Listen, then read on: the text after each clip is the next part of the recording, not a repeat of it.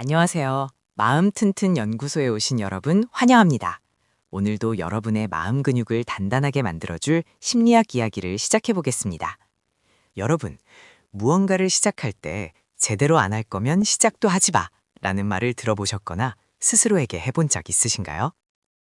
보고서 하나를 써도 오타 하나 허용하지 않으려 애쓰고 운동을 시작해도 완벽한 루틴과 장비가 갖춰져야 직성이 풀리는 분들이 많습니다.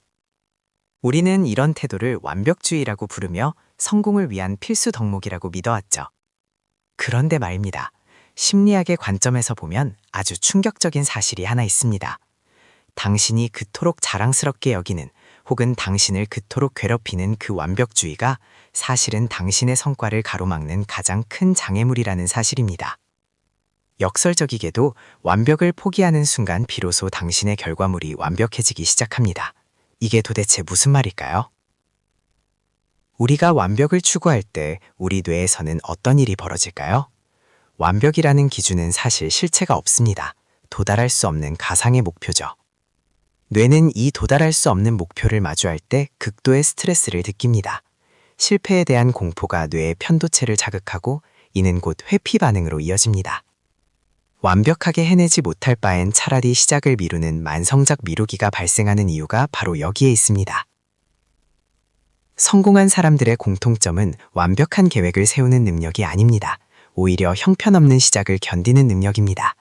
그들은 일단 끝내놓고 수정하는 것이 처음부터 완벽하려고 애쓰다 포기하는 것보다 훨씬 효율적이라는 것을 본능적으로 알고 있습니다.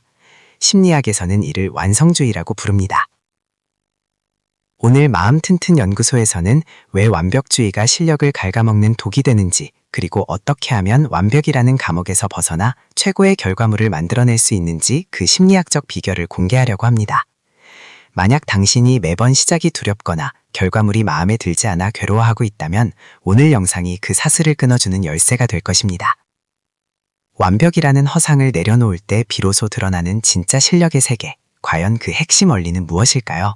지금부터 하나씩 파헤쳐보겠습니다. 우리는 흔히 완벽주의를 높은 기준을 가진 성실함이라고 생각합니다. 하지만 심리학의 깊은 내면을 들여다보면 완벽주의의 진짜 얼굴은 성실함이 아니라 공포에 가깝습니다. 타인에게 받을 비난이나 스스로 느끼게 될 수치심에 대한 극심한 공포 말이죠. 완벽주의자들은 자신의 가치를 결과물과 동일시하는 경향이 있습니다. 내가 만든 결과물이 완벽하지 않으면 나라는 사람의 가치도 떨어진다 라고 믿는 겁니다. 이 위험한 믿음 때문에 그들은 시작 버튼을 누르는 것조차 힘들어합니다.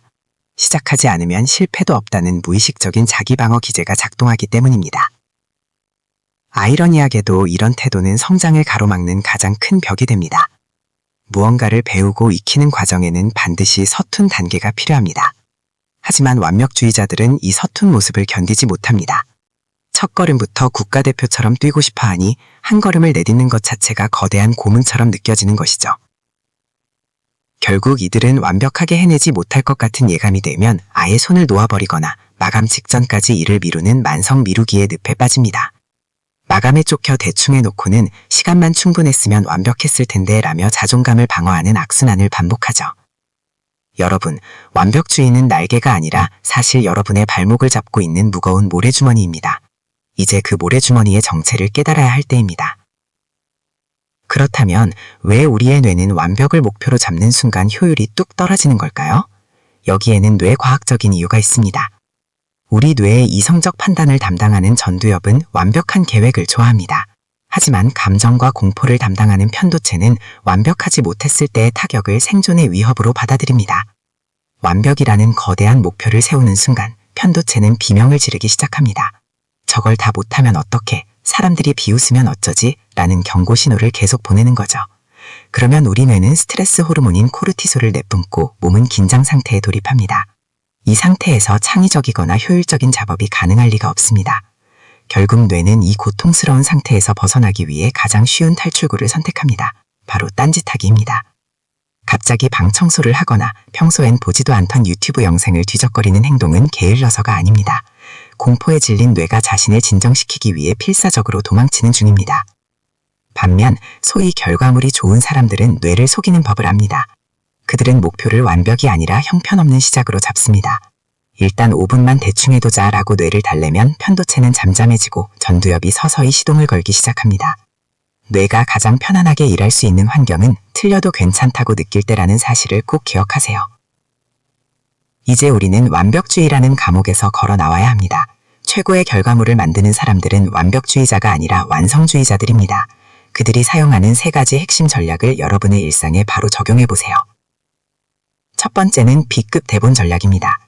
무언가를 시작할 때 처음부터 최고의 결과물을 내겠다는 욕심을 버리고 일부러 엉망진창인 초안을 목표로 삼으세요.